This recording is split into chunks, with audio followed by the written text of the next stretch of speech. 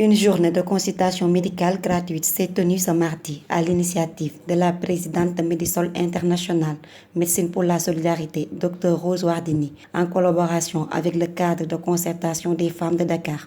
Des médecins généralistes et des spécialistes ont participé à l'opération. L'objectif visé par les initiateurs de cette journée est d'œuvrer dans le social, les activités humanitaires, avec un accent particulier sur la santé de la femme, d'où le concept d'année rose pour les femmes. Alors, cette initiative rentre toujours dans le cadre de nos activités humanitaires. Nous avions donc déclenché avec les femmes le concept d'année rose, une année rose pour les femmes, parce que nous avons pensé qu'il fallait au quotidien assister ces femmes, les aider, les sensibiliser, notamment dans le domaine, par exemple, du fléau qui est le cancer, qui est un fléau ravageur. Nous avons commencé à faire des sorties hebdomadaires dans les communes, parce que nous travaillons avec le cadre de concertation des femmes de Dakar. Et depuis bientôt une année, nous nous sommes concertés, nous nous sommes dit que c'était pas possible d'attendre, par exemple, Octobre Rose pour sensibiliser sur le cancer. Il fallait au quotidien parler avec ces femmes, sensibiliser, faire des actions de dépistage, mais aussi les accompagner sur une prise en charge. Alors, dans ce sillage-là, nous avons aussi de bonnes volontés qui sont venues se joindre à nous, notamment Madame Marianne Gay, qui est optométriste et qui a participé donc à nos sorties. Puisqu'elle était de passage, elle a voulu faire sa participation en offrant gratuitement des prestations, des consultations et en offrant des lunettes. Et je dois préciser que c'est des lunettes de qualité. Venue prêter main forte à la présidente de Medisol International, l'optométriste Mariam Diaw explique les raisons de sa présence, tout en précisant le rôle important que jouent les optométristes dans le système visuel. Je voulais participer un peu à ces œuvres qu'elle fait, parce que c'est une dame qui a un très grand cœur et puis qui fait beaucoup de sensibilisation pour le col de l'utérus. Donc je me suis dit c'est une occasion pour que moi aussi je puisse faire une sensibilisation pour les gens au niveau de la santé oculaire.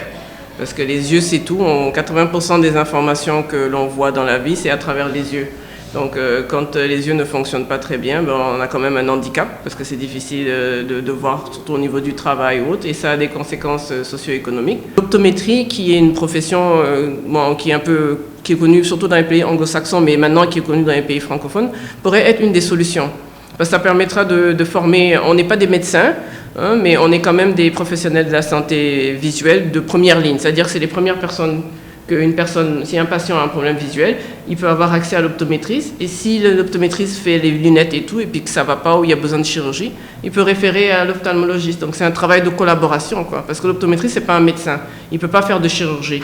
Lui, ce qu'il peut faire, c'est comme on a fait tout à l'heure, des réfractions, voir s'il y a des cataractes ou des choses comme ça. Et puis, si jamais il voit quelque chose qui nécessite une chirurgie, il va référer, il va dire, là, vous n'avez pas le choix, il faut absolument que vous allez voir l'ophtalmologiste. C'est comme ce matin, on a vu un monsieur qui avait du glaucome.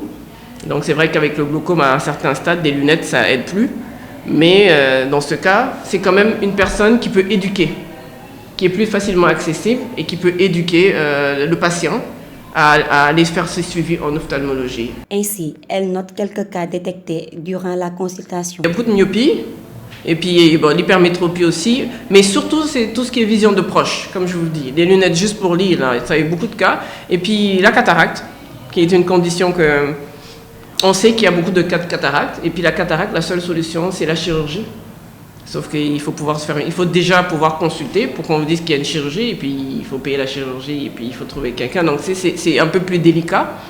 Mais ce qui est juste, je trouve déplorable un peu, c'est qu'une paire de lunettes, des fois, juste peut résoudre pas mal de problèmes. Même si les cataractes, je comprends, on doit faire une chirurgie, mais pour les gens qui ont des problèmes juste de près, une paire de lunettes, ou la myopie, une paire de lunettes peut répondre aux besoins. Donc c'est dommage que ces gens-là se retrouvent dans des situations difficiles juste à cause de ça, au fait, c'est ça.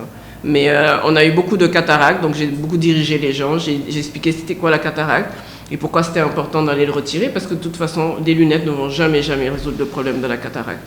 Après, le problème, au fur et à mesure que la cataracte devient aiguë, ils vont perdre complètement la vision, ils vont rien voir du tout. Et j'en ai eu 2-3 cas.